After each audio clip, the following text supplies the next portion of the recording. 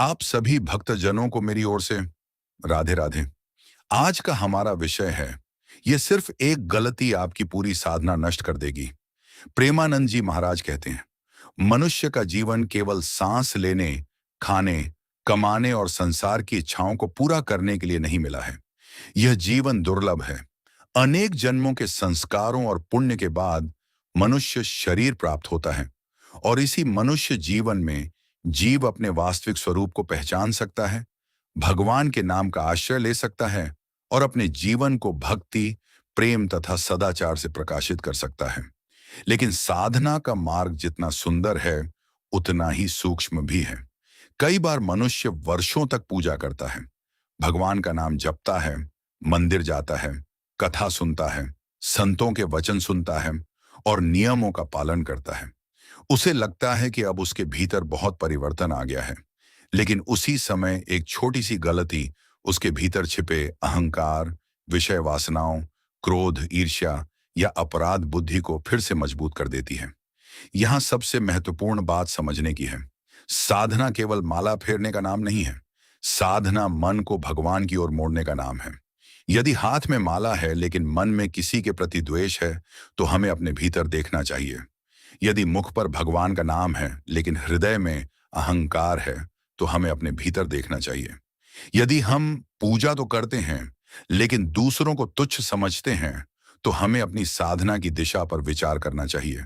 और सबसे बड़ी भूल तब होती है जब साधक यह मान लेता है कि मैं साधना कर रहा हूं, इसलिए मैं दूसरों से श्रेष्ठ हूं। यही भाव साधना के मार्ग में बहुत बड़ा पतन बन सकता है। एक, साधना का अर्थ केवल पूजा पाठ नहीं। साधना का वास्तविक उद्देश्य मन को शुद्ध करना है। मनुष्य सुबह उठकर पूजा कर सकता है, मंत्र का जाप कर सकता है, घंटों ध्यान कर सकता है, लेकिन यदि उसके व्यवहार में कठोरता, छल, अहंकार और द्वेष बढ़ता जा रहा है, तो उसे रुककर अपने मन को देखना चाहिए। भगवान को केवल बाहरी प्रदर्शन नहीं चाहिए, भक्ति का मूल है भाव। यदि साधक के हृदय में विनम्रता आती है, करुणा आती है, संयम आता है, सत्य के प्रति प्रेम बढ़ता है और भगवान के नाम में विश्वास बढ़ता है, तो समझना चाहिए कि साधना अपना प्रभाव दिखा रही है। लेकिन यदि साधना के साथ अहंकार बढ़ने लगे, तो सावधान हो जाना चाहिए। दो, सबसे खतरनाक गलती, अहंकार। साधना के मार्ग में सबसे सूक्ष्म बाधाओं में से एक है अहंकार। साधक सोचता है, मैं रोज इतनी माला करता हूं, मैं इतने वर्षों से पूजा कर रहा हूं, मैंने इतने व्रत किए हैं, मैं इतने मंदिरों में गया हूं, मैं दूसरों से अधिक धार्मिक हूं। यहीं से समस्या शुरू होती है, क्योंकि भगवान की भक्ति हमें झुकाना चाहती है और अहंकार हमें ऊंचा दिखाना चाहता है। भक्ति कहती है, सब भगवान की कृपा है। अहंकार कहता है, मैंने किया है। भक्ति कहती है, मैं भगवान का दास हूं। अहंकार कहता है, मैं बड़ा साधक हूं। दोनों दिशाएं एक साथ नहीं चल सकती। इसलिए साधना बढ़े तो विनम्रता भी बढ़नी चाहिए। तीन, दूसरों की साधना को छोटा समझना। एक और बड़ी गलती है दूसरों की भक्ति का मजाक उड़ाना।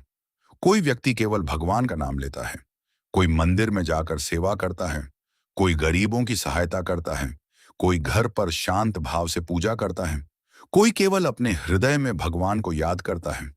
हमें किसी की साधना का निर्णय करने का अधिकार नहीं है। किसी के बाहरी व्यवहार को देखकर उसके भीतर की स्थिति का निर्णय करना बहुत कठिन है। इसलिए साधक को दूसरों को देखने से पहले स्वयं को देखना चाहिए। मेरे अंदर क्या बदल रहा है, यही प्रश्न अधिक महत्वपूर्ण है। चार, भगवान के नाम के साथ छल नहीं। भगवान का नाम केवल संसार की इच्छाएं पूरी कराने का साधन नहीं होना चाहिए।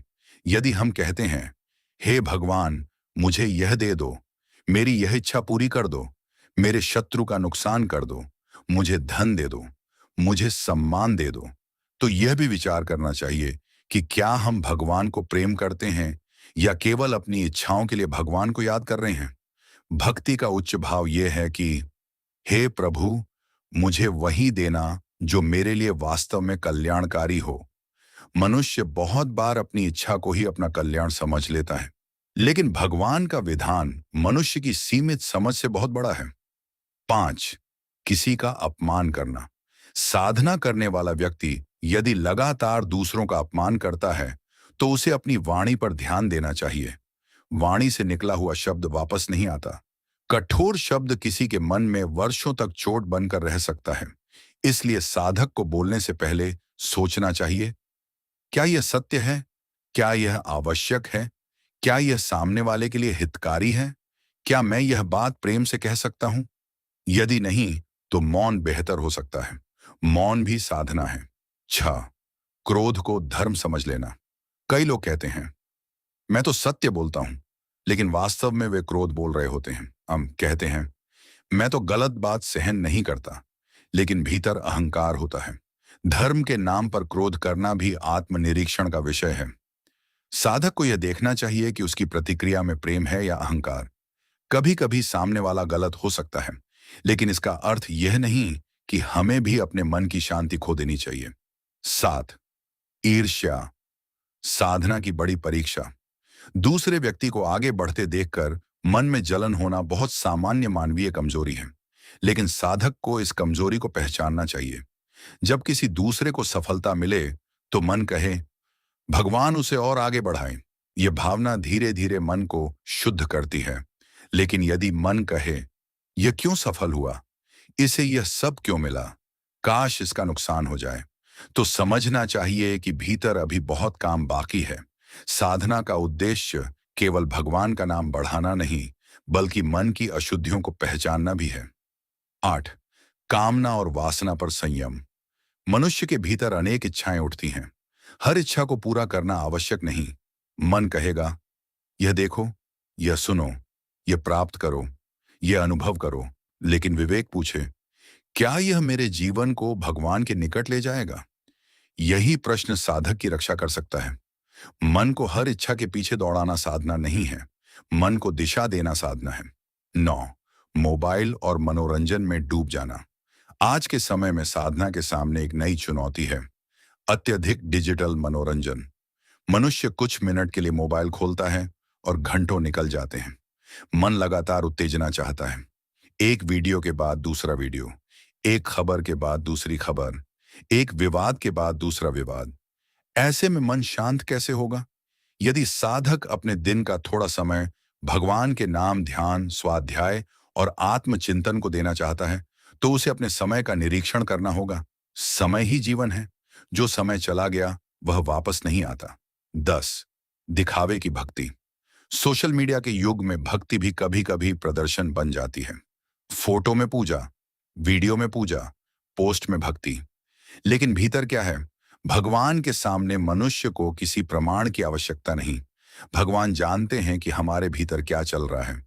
इसलिए भक्ति दिखाने से अधिक आवश्यक है भक्ति जीना। 11, साधना में जल्दी परिणाम चाहना।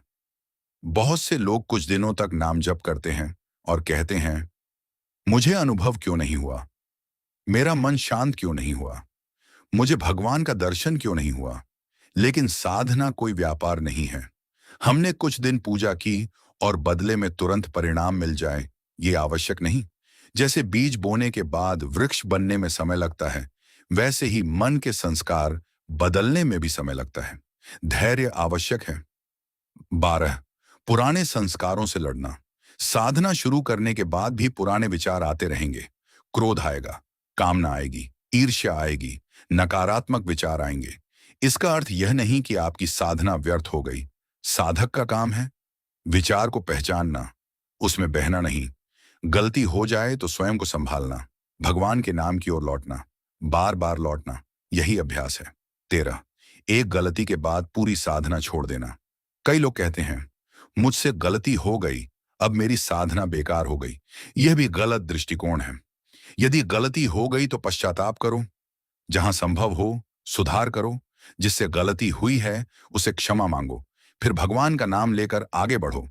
एक गलती को अपनी पूरी पहचान मत बना लो। मनुष्य गिर सकता है, लेकिन उठना भी उसके हाथ में है।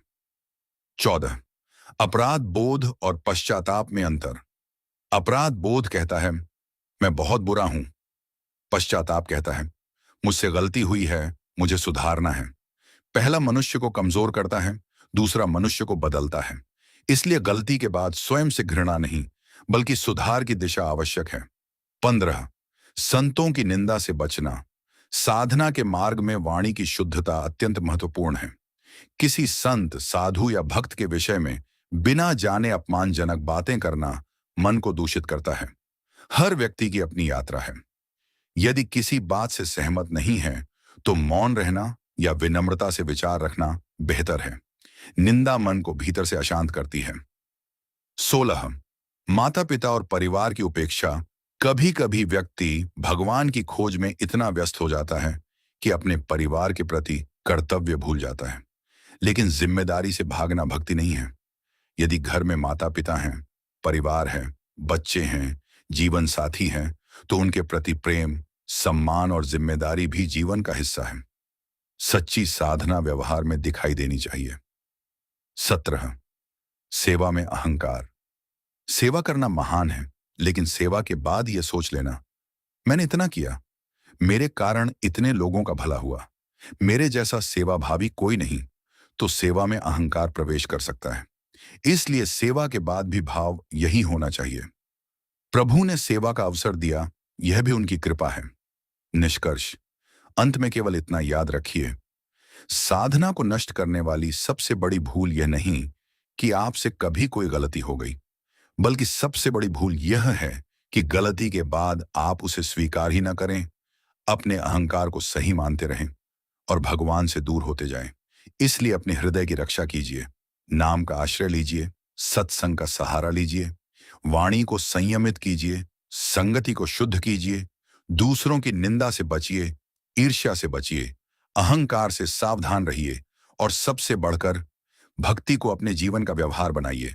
भगवान से यह मत कहिए कि प्रभु मेरी हर इच्छा पूरी कर दो, बल्कि धीरे धीरे यह भाव विकसित कीजिए, प्रभु मेरी बुद्धि ऐसी कर दो कि मैं आपको भूलकर भी अपने जीवन का सबसे बड़ा नुकसान न करूं।